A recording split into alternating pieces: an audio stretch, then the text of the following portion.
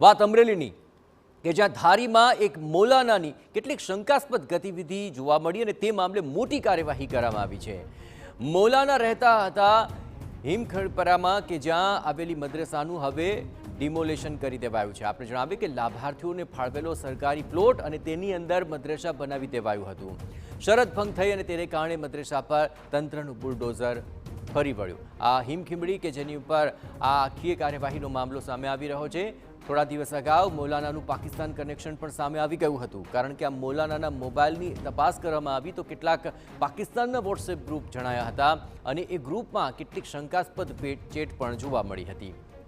થોડા દિવસ પહેલા મોહમ્મદ ફઝલ અબ્દુલ અઝીઝ શેખ તેના વોટ્સએપમાંથી પાકિસ્તાન અને અફઘાનિસ્તાનના 7 જેટલા શંકાસ્પદ ગ્રુપ મળી આવ્યા અને પોલીસે આ મામલે તપાસ શરૂ કરી અને શંકાસ્પદ હિલચાલને લઈને એસપી અને કલેક્ટરની અલગ અલગ ટીમોએ મદ્રેસા અંગે તમામ દિશામાં તપાસ હાથ ધરી હતી, જેમાં એ સામે આવ્યું કે લાભાર્થીઓને રહેવા માટે સરકારી પ્લોટ ફાળવાયો હતો અને તેના પર જ મદ્રેસા ગેરકાયદે રીતે ઊભી કરાઈ હતી। જે બાદ તંત્ર દ્વારા તાત્કાલિક ધોરણે કામગીરી હાથ ધરવામાં આવી અને મદ્રેસા દૂર કરવાની કાર્યવાહી કરાઈ।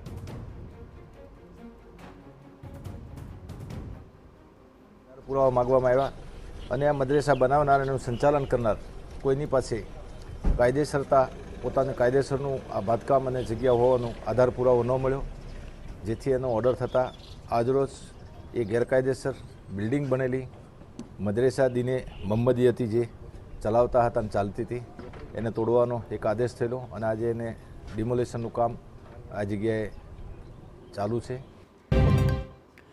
ડિમોલેશન દરમિયાન કોઈ અનિચ્છનીય ઘટના ન ઘટે તે માટે પોલીસનું ચુસ્ત બંદોબસ્ત સાથે કાર્યવાહી હાથ ધરાઈ, જેમાં 2 ડીવાયએસપી 3 પીઆઈ સહિતનો કાફલો ડિમોલેશન દરમિયાન તૈનાત હતો। એટલું જ નહીં, અહીં મામલતદાર, પ્રાંત અધિકારી અને કલેક્ટરની ટીમની હાજરીમાં કાર્યવાહી કરવામાં આવી। હિમખડીપરા વિસ્તારમાં જે શંકાસ્પદ જે મૌલાના મળ્યા હતા ને તેમાં કેટલાક મોબાઈલમાંથી જે પાકિસ્તાનના કેટલાક વોટ્સએપ ગ્રુપ મળ્યા હતા ને તેના આધારે જે રીતે અલગ અલગ પોલીસની જે ટીમો છે તે તપાસ કરતી હતી, જેમાં રેવન્યુ વિભાગની ટીમ પણ તપાસ કરતી હતી। તેમાં જે મદ્રેસા જે જગ્યા છે તેમાં ક્યાંક શરત ભંગ હોવાના કારણે તંત્ર દ્વારા બુલડોઝર ફેરવવાની કામગીરી છે તે હાથ ધરવામાં આવી છે। આપણી સાથે પ્રાંત અધિકારી હર્ષ જાડેજા સર છે, તેમને સર ખાસ કરી કયા પ્રકારની કાર્યવાહી કરવામાં આવી છે, કેમ બુલડોઝર ફેરવવામાં આવ્યું છે, કયા પ્રકારની શરત ભંગ થઈ છે?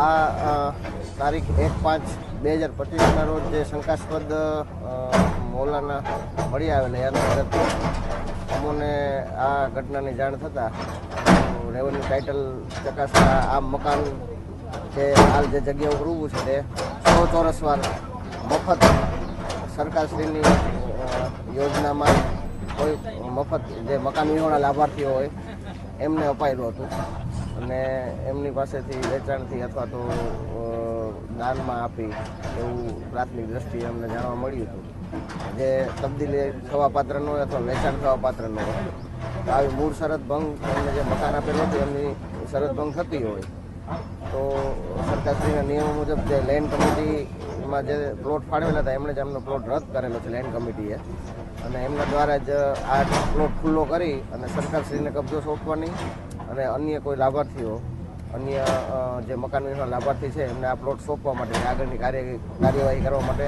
લેન્ડ કમિટીએ નિર્ણય લીધેલો છે। તો આ હતા હર્ષવર્ધનસિંહ જાડેજા, તેમનું કેવું છે કે આ જગ્યા છે તેમને ખુલ્લી કરવામાં આવશે, જે રીતે ડિમોલેશન કરવામાં આવ્યું છે ખુલ્લી કરીને અન્ય લાભાર્થી છે તેમને આ જગ્યા છે તે ફાળવવામાં આવશે। જયદેવ કાઠી, TV9 ધારી।